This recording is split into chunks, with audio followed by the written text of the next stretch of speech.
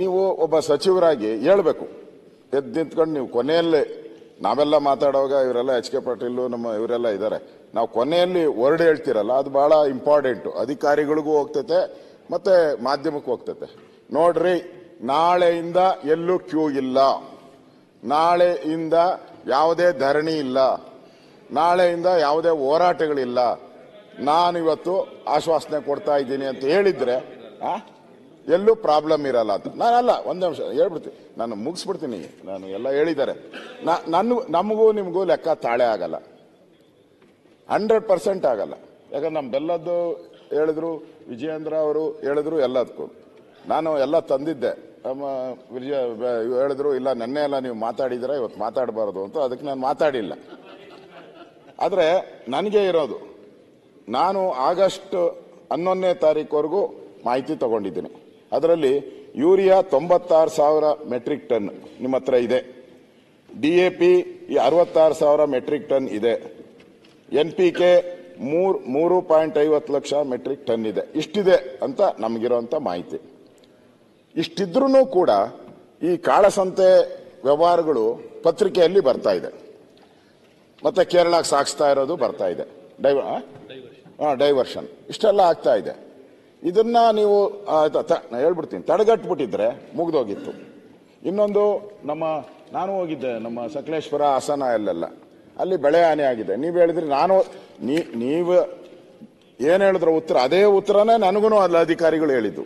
ನಾನು ಹೋಗಿ ರೈತರು ಎಷ್ಟು ನೀಟಾಗಿ ಹೇಳ್ತಾರೆ ಅಂದ್ರೆ, ನಮಗೆ ನೋಡಿ ಸರ್, ಅವನ ಇದಾನಲ್ಲ ಸರ್, ಅವನ ಅಗ್ರಿಕಲ್ಚರ್ ಅವನೇ ಸರ್ ಬಂದು ಹೇಳಿದ್ದು, ಈ ಬೀಜ ತಗೋ ಅಂದ, ನಾನು ಅದೇ ತಗೊಂಡೆ ಸರ್ ಅಂದ.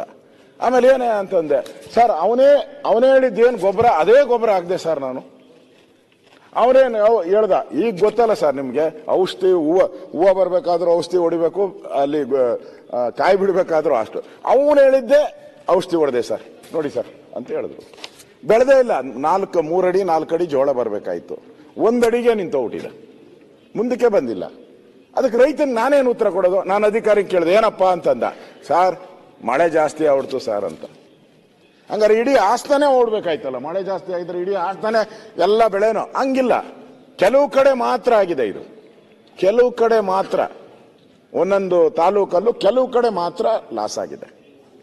ನೀವು ಬೆಳೆ ಪರಿಹಾರ ಕೊಡಿಸ್ಬೇಕಲ್ಲ, ನೀವೇನು ಕೊಡಲ್ಲ, ರೆವಿನ್ಯೂ ಇಲಾಖೆಯಿಂದ ಬೆಳೆ ಪರಿಹಾರ ಕೊಡಬೇಕು.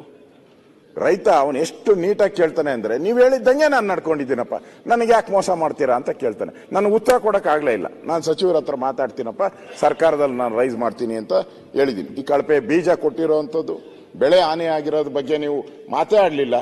ನಾನು ಇನ್ನೊಂದು ಹೇಳಿದೆ, ದೆಹಲಿ ನಾನು ಫೋನ್ ಮಾಡಿದ್ದೆ,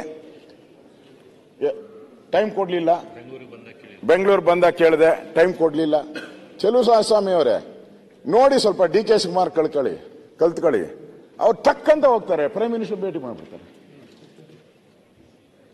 ಟಕ್ ಅಂತ ಹೋಗ್ತಾರೆ, ಇಮಿಡಿಯೇಟ್ ಆಗಿ ಹೋಗ್ತಾರೆ, ನಮ್ಮ ಹೋಮ್ ಮಿನಿಸ್ಟರ್ ಭೇಟಿ ಮಾಡ್ಬಿಡ್ತಾರೆ. ಭೇಟಿ ಮಾಡ್ತಾರೆ, ಪಟ್ ಅಂತ ಭೇಟಿ ಮಾಡ್ತಾರೆ. ಅಲ್ಲ ಅವ್ರಿಗೆ ಆ ಟೆಕ್ನಿಕ್ ಇರಬೇಕಾದ್ರೆ ನಿಮ್ಗೆ ಯಾಕೆ ಆ ಟೆಕ್ನಿಕ್ ಇಲ್ಲ? ಅಲ್ಲ ನೋಡಿ, ಇದು ಕಾಮನ್ ಸೆನ್ಸು, ಇದು ಕಾಮನ್ ಸೆನ್ಸು.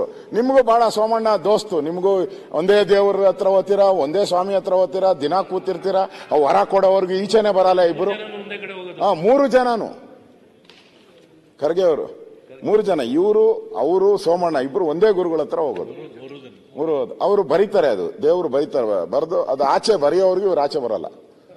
ಅಷ್ಟಿರೋವಾಗ ನೀವು DK ಆ ಫಾರ್ಮುಲಾನ ಉಪಯೋಗ ಮಾಡ್ಕೊಂತಾರೆ. DKಗೆ ಆ ಟೆಕ್ನಿಕ್ ಇದೆ. ನೀವು ಡೆಲ್ಲಿಗೆ ಹೋಗಿ ಕೂತ್ಕೊಂಡು ಈ ಕೆಲಸ ಯಾಕೆ ಮಾಡಲಿಲ್ಲ? ಬೇರೆ ಸಂದರ್ಭದಲ್ಲಿ ಡೆಲ್ಲಿಗೆ 100 ಸಾರಿ ಓದ್ತಿರಲ್ಲ. ಏನಾನ ಪ್ರಾಬ್ಲಮ್ ಆದ್ರೆ ಮಿನಿಸ್ಟ್ರು ತೆಗಿತಾರೆ, ಹಂಗೆ 2.5 ವರ್ಷಕ್ಕೆ ಚೇಂಜ್ ಆಗ್ತತೆ ಹಿಂಗಂದ್ರೆ ಎಲ್ಲ ಕ್ಯೂ ಹೊಟ್ಟೋಗ್ತಿರಲ್ಲ. ರೈತನಿಗೋಸ್ಕರ ಒಂದ್ಸರಿ ಯಾಕೆ ಹೋಗ್ಲಿಲ್ಲ ನೀವು ಡೆಲ್ಲಿಗೆ? ನಾನು ಹೋಗಿದೆ 100%. ನಾನು ಹೋಗಿ ಫೋಟೋನು ಹಾಕಿದ್ದೀನಿ ಗುರು, ಫೋಟೋನು ಹಾಕಿದ್ದೀನಿ, ನಾನು ಮುಚ್ಚುಮರೆ ಇಲ್ಲ. ಹೋಗು ಅಂತ ಹೇಳ್ತಾ ಇದ್ದೀನಿ ಗುರು, ನಿನ್ನ ಸ್ನೇಹಿತನೇ. ಅದಕ್ಕೆ ಹೋಗಿ ನೋಡಿ, ಕೇಂದ್ರ ಯಾರೇ ಇರ್ಬೋದು, ನಾನು ಒಂದೇ ನಿಮಿಷ, ನಾನು ಕೇಂದ್ರ ಸಚಿವರ ಹತ್ರ ಜೈಪಾಲ್ ರೆಡ್ಡಿ ಅವರಿದ್ದಾಗ ನಾನು ಜೈಪಾಲ್ ರೆಡ್ಡಿ ಅವ್ರನ್ನ ನಾನು ನೆನೆಸ್ಕೊಂತೀನಿ.